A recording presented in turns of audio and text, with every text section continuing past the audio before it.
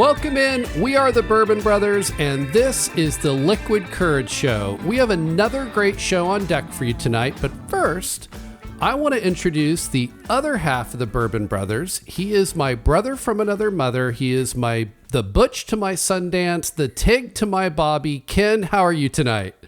I'm doing great. How are you doing out there in California, John? I am doing excellent, and I can't wait to dig into everything we have to discuss tonight. So let's get to it. If you're new to the show, the format's simple. First, we kick things off with a tasting and a discussion of a spirit, usually a bourbon, and we will continue to enjoy said spirit throughout the remainder of the show. As for the remainder of the show, we will focus on a specific episode of a favorite television series where we start with the pilot and work our way through episode by episode to the series finale. Tonight, we are going to be discussing season 1, episode 4 of Kurt Sutter's Sons of Anarchy. The episode is titled Patchover. For those of you that are watching the show on YouTube, I want to let you know that we do publish the show in 3 parts. You're currently watching part 1, which will cover the bourbon tasting, and then parts 2 and 3 will be the discussion of the episode. So please be sure to like and subscribe to our channel so you don't miss a single episode. Also, if you don't want to look at our ugly mugs, or you prefer to listen in the car or office, you can also subscribe to the podcast version of the show at places like iTunes, Stitcher, and just about any other favorite location where finer podcasts are available. I was going to say bought and sold, but they're free. Also, we want to hear from you. Please send us your praise, your questions, your hate comms. Let us know how we're doing, what you like, what you dislike, what you'd like to see more of. You can leave your comments in the comment section of this video, or you can also email your questions to us at ask@bourbonbros, that's BROS.TV. And if your question doesn't suck, we might even answer it on a future show. And with that out of the way, let's kick this sucker off. Ken, what are we drinking tonight?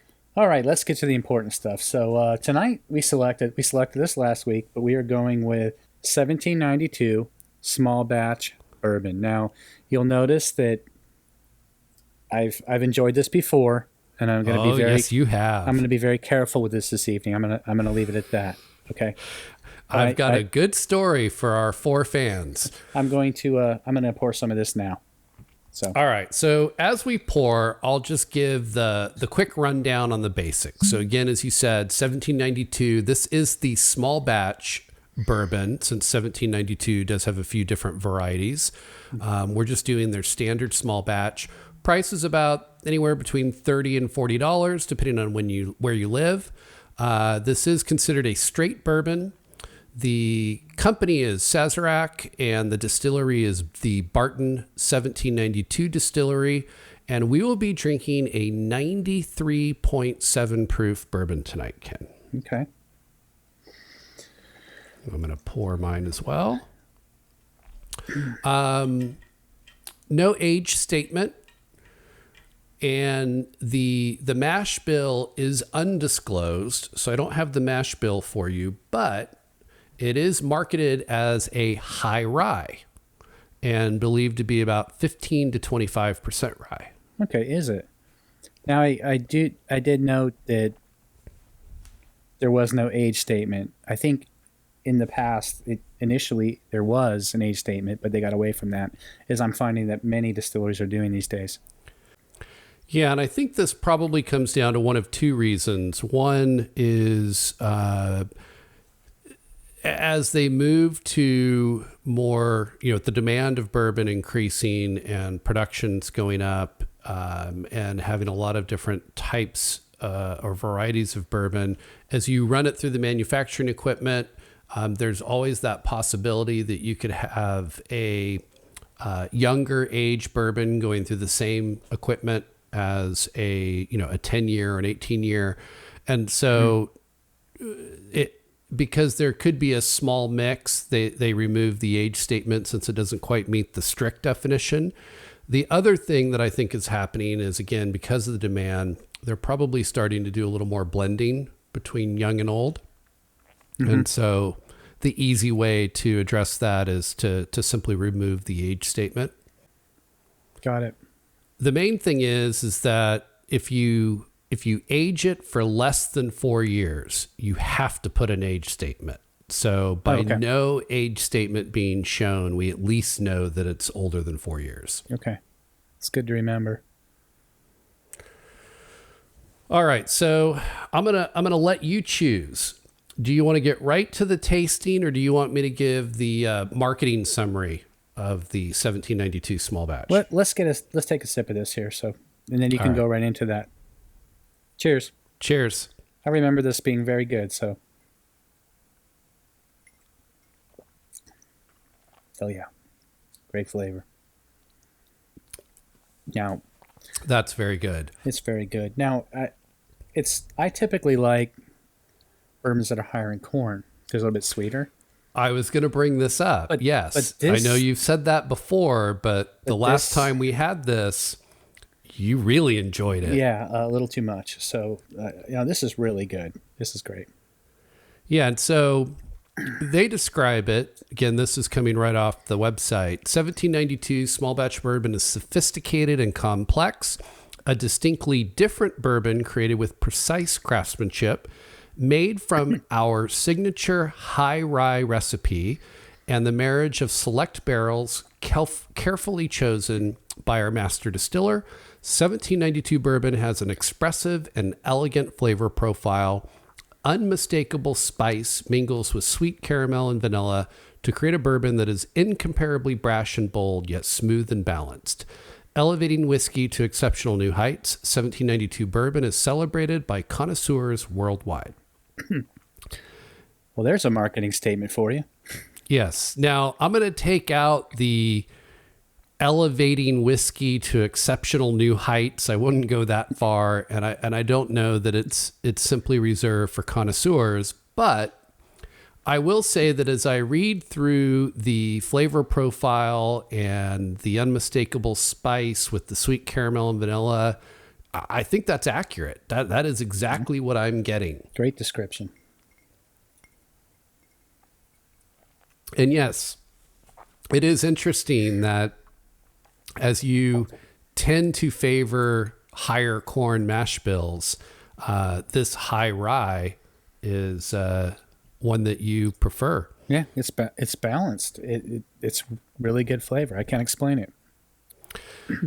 So I'm gonna make you squirm, and I'm gonna save the story of our last 1792 experience to the end, but I'll share just a few fun facts here that I think are interesting.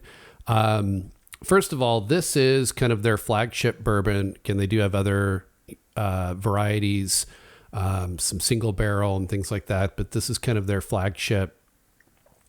One of the things that I found interesting is the distillery was established in 1874 by Ben Mattingly in Bardstown, Kentucky, and it's near the natural water source of Morton Spring. And I love those kind of distilleries that are still on that original Kentucky ground that's near a water source. But the fun fact is, if the distillery was established in 1874, why do they call it 1792? Great question. Do you know the answer to that? I do, because I researched it. Not because I know it, but it is a reference to the year that Kentucky became a state. Okay. Makes sense. So 1792. So if you ever come across this on Jeopardy or in a family fun game, you now know 1792 because of the bourbon. The distillery is owned by Sazerac, which also owns some very notable distilleries such as Buffalo Trace, who produces Eagle Rare and Pappy Van Winkle, among others. So it's in good company. Cool. Now, I read, and I don't know if this came up in your research, but I read that Barton was sued by a company called Brown Forman Corporation as a spirit. When it was first released, it was actually not named 1792. It was named Ridgewood Reserve 1792. That's right. And Brown-Forman sued for copyright infringement because they felt the name and bottle design were too closely, associated or resembled their flagship brand Woodford Reserve, which we had last week or the week before, Yes. 2 weeks ago. So the judge agreed with them. They won. And then subsequently, the name was changed to 1792 Ridgemont Reserve and ultimately just to 1792 as we see it today. Yeah, which I think explains why I wasn't as familiar with the brand and the look of the bottle. It looked, when you first had let me know that you'd added this to your collection, it wasn't one that I recognized. And so this must be part of this rebranding. Do you by chance know off the top of your head when that lawsuit occurred? I do not. I have no idea. If memory serves, Woodford Reserve is a fairly new brand, which would indicate that the lawsuit was not in the 1800s. It was more recent, because I think Woodford's only been around since the 90s. So, again, I'm going to keep you squirming. We're not going to get to your story yet, but should we get into a few questions? Sure. So I have one. So Okay. maybe others feel the same way, but for those of us that don't know, what makes a whiskey a bourbon? Okay. I was referring to questions from viewers, but this is a great one, so let's definitely tackle it. So what makes a whiskey a bourbon? Well, first and foremost, at least in the United States, the law. The federal standards of identity for bourbon stipulate what is and what isn't bourbon. And for a whiskey to call itself a bourbon, it must meet certain criteria. So the first one I think you're already familiar with, which is its mash bill, which is the mixture of grains from which the product is distilled. And that mash bill must contain a minimum of 51% corn. So 51% corn has to be there. So I'm already winning at that point. Yes. And the rest of the mash bill is going to be usually filled out with malted barley and either rye or wheat. So I think that's why when it comes to whiskey, why you and I, but I'll say you, prefer bourbon is because bourbon by definition will have that higher concentration of corn, which tends to give it a bit of a sweeter profile, which you tend to prefer. Okay. Right. So that's probably why when it comes to, if you're going to have a drink and you could choose between, a Scotch whiskey, a Tennessee whiskey, or a bourbon, you tend to gravitate towards bourbon. And I think it's that higher concentration of corn. Okay. Makes sense. This is also interesting. So in terms of the requirements to be a bourbon, the mash must be distilled at no more than 160 proof.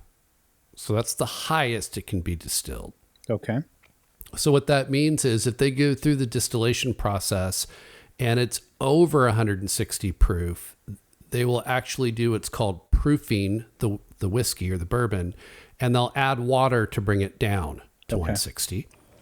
And then it has to go into the barrel at no more than 125 proof. Interesting. It also cannot contain any additives. So the only way they'll proof the bourbon is with water. Okay. And then the final one that I think is also another reason that I like bourbon and prefer bourbon is the distillate that they manufacture out of the mash has to be aged in a new charred oak barrel. So you don't use it twice, only once. That's right. Wow. That's right. And they generally will use white oak, but it can be any variety of oak. It just has to be new and charred. Wow. So that's kind of the technical requirements. I think for anybody that's kind of getting into bourbon, that's new to bourbon, and you're going out and you're starting to buy bottles, this is where we get into what I like to call label games, right? So understanding what's on the label of the bourbon. And there are some subtle nuances that if you don't understand what the meaning is behind that, it could impact your decision around what that bourbon represents. So if you want to call your bourbon straight bourbon, you have to age it for at least 2 years in the barrel. Okay. 2 years. And then, as I mentioned before, if you age it for less than 4 years, you have to put an age statement somewhere on the bottle to tell people how long you've aged it. So if you want to call it straight bourbon, but you only did it for the 2 years, you'd have to notate that it's only been aged for 2 years. Okay. So that means anytime you don't see an age statement, you immediately know it's at least 4. Okay. Because they have to put it on there if it's less than 4. That's right. That's right. So this is where if you were to go in and buy, right, let's say you just go in and you get the Jim Beam white label, right? You're probably getting bourbon that at least meets the 4-year requirement because there's no age statement. Right. But at the same time, you're probably barely meeting that age statement versus some of your more expensive or better bourbons that will be aged longer. Gotcha. So if you distill a whiskey in your kitchen, and it doesn't matter where you live, right? You don't have to be in Kentucky, but if you distill whiskey and you meet all of those requirements of a bourbon, congratulations, you've made a bourbon. You've also broken the law because home distilling is illegal. But you can make a beer anywhere you want. That's right. So it begs the question, right? Home brewing has become really popular. It's a big deal. You love bourbon. I love bourbon. Why don't we get into the home distilling business? And it really comes down to the federal government because they're the ones that made it illegal. And they're going to tell you that the reason it is illegal is due to the safety concerns of distilling whiskey at home. Very concerned with our safety. That's right. That's what it's about. And the real reason, because quite frankly, there's a lot of things that are dangerous and more dangerous than that. The real reason is that spirits are taxed more than any other alcohol and is a major revenue channel for the federal government. Now, what do we mean by taxed more and major revenue channel? Well, in 2019, last year, the federal government raised $10 billion with a B.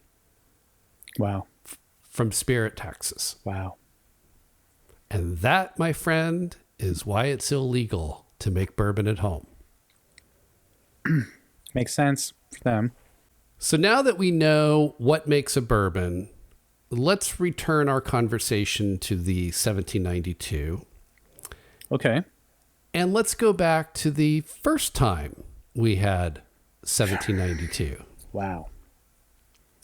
Now, for those of you that are watching on YouTube, I'm going to put an image in the video so you can see, but neither of us had 1792 before. We both went out and bought bottles. We cracked that bottle open, and I think we talked for what, couple hours, 3 hours maybe at the most. There was a while there, and I kept pouring. And you lost track of how much you were pouring, Completely and I lost wasn't track. aware. Mm-hmm. But I remember the last words you said to me before we signed off were, John, I've got to call it. I'm fading fast. And what I didn't realize is how true and literal those words were, because apparently that is exactly what happened. I don't remember much about that evening other than the fact when we wrapped up, when I finally came back down to my recording studio, it was exactly the way I left it. I literally just left. But like everything was still running, right? Everything was still running. I just literally passed out. I don't remember much of what happened. I woke up with a wound on my face, which is very unusual. Honestly, it's very unusual. Yes. I have That's not the norm for either of us. I have no idea how that happened. In my entire life, I have never had that happen. So this one, you need to be careful with this one. But yeah, that's all I have to say. And again, for those of you watching on YouTube, you'll see the photo. But for those that are listening on the podcast, the next morning, you texted me a photo of your bourbon bottle. And I would say cautiously, there was only a quarter left. Mm-hmm. And we had only opened it 3 hours earlier. And it was only me. And it was only you. Mm-hmm. I was not there to help you with it. So you basically killed a quarter of a bottle an hour for 3 hours straight. And I don't think that's just the 1792. I think pretty much any bourbon is going to cause that if you drink that much. Okay. I mean, I'll give you that. But yeah, I'm just, now it's just when I see that label, I got to be careful. And I just crack up because the next morning getting the text from you that basically said, rough morning.